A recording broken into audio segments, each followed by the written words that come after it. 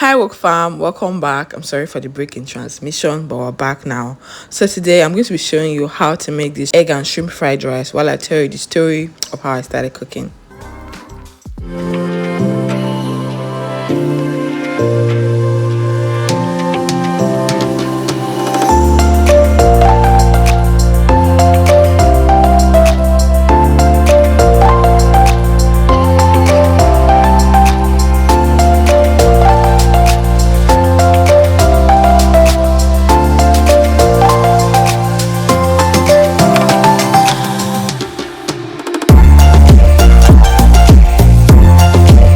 So Vicky asked in one of my previous videos to tell the story of how I started cooking because it seemed like I enjoy it.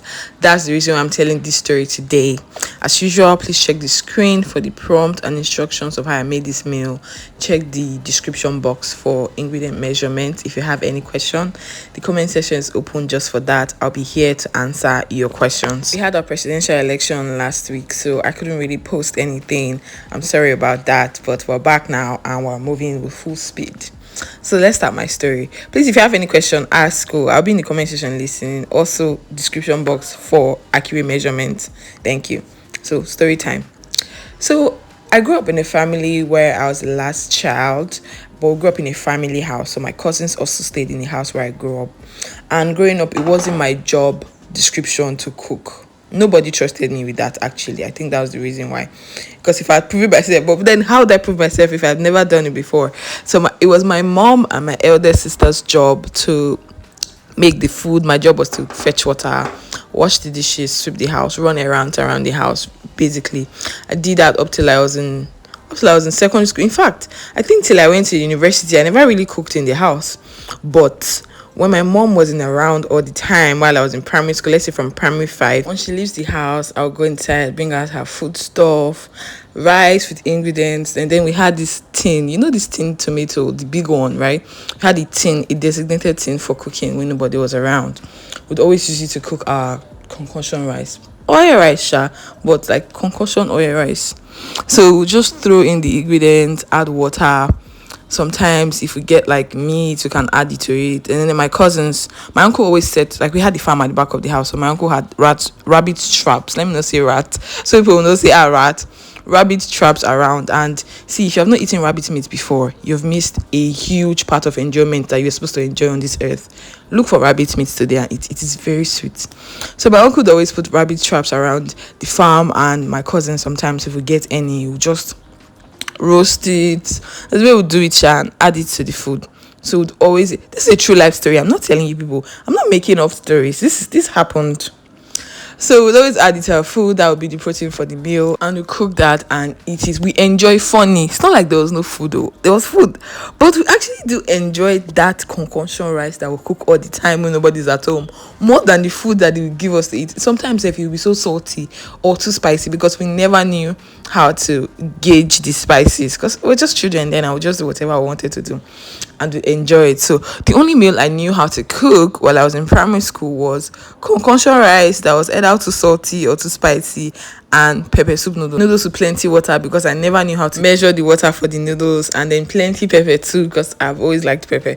So at the end of the day, the water would never dry, because if it dries, the noodle would probably just dissolve inside the water. So I would drink the water and eat the noodles and call it pepper soup noodles. So when I got to uni, that was the only meal I knew how to make properly, apart from boiling white rice and making eba. But I didn't know how to make soup, and I didn't know how to make stew. I got to uni and I ate oil rice a lot. In fact, it's just making sense to me now why I ate a lot of oil rice in university, because I really did not know how to cook something else most of the time. I could try. I had an idea because I saw my mom and my sister do it, but I wasn't so sure. So I was like, I can't continue like this. I cannot be eating oil rice and indomie all the time. I have to do better. So I'd call my elder sister. My elder sister was my cookbook then. I'll call her. You know what? I feel like my dad's family, they know how to cook. We were born with it in my father's family. It's in our hands. It's just that we sometimes don't decide to take matters into our hands. We know how to cook. So I'll call my mom's family, know how to cook too, please. Disclaimer, but not as much as my dad's family, obviously. I'll call my elder sister, ask her, how do I do this? How do I do that? And she'll always tell me, and I'll try it. Sometimes some of them were epic fails, but most times they actually turn out great, right? So I'd always do it. I call my mom too sometimes. In fact, there's some recipes that till now I haven't gotten. There's one recipe I want to call my mother because I've tried it like 4 times. It's still a failure. But I know my mother will come to the rescue. So I'll call my mom or my sister, ask them. I'll check on Google. I didn't really know YouTube then. I'll check on Google on how to do this and how to do that.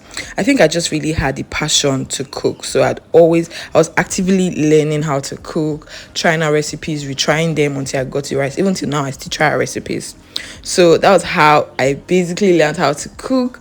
But if you'd ask me, I think it was always something I wanted to do. I never really got the chance to experiment it. They never really believed in me. But look at me now. See, I never really got the chance to experiment it. And then after my National Youth Service Corps in 2020, in 2021, I went for a continental culinary course to up my skills in cooking. And till now I'm still learning, right? Every time I see learn how to cook this meal, learn how to cook that meal, if it's something I don't know how to do, even I pay for some courses till now to learn how to do this, how to cook, how to take pictures of food, how to film food.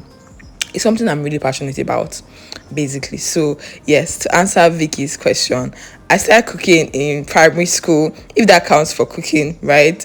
But I actively started cooking when I got to university, because at that point it was either I lived on oil rice and noodles, or I learned how to cook. So I didn't have a choice, and I really wanted to learn how to cook instead of buying food all the time.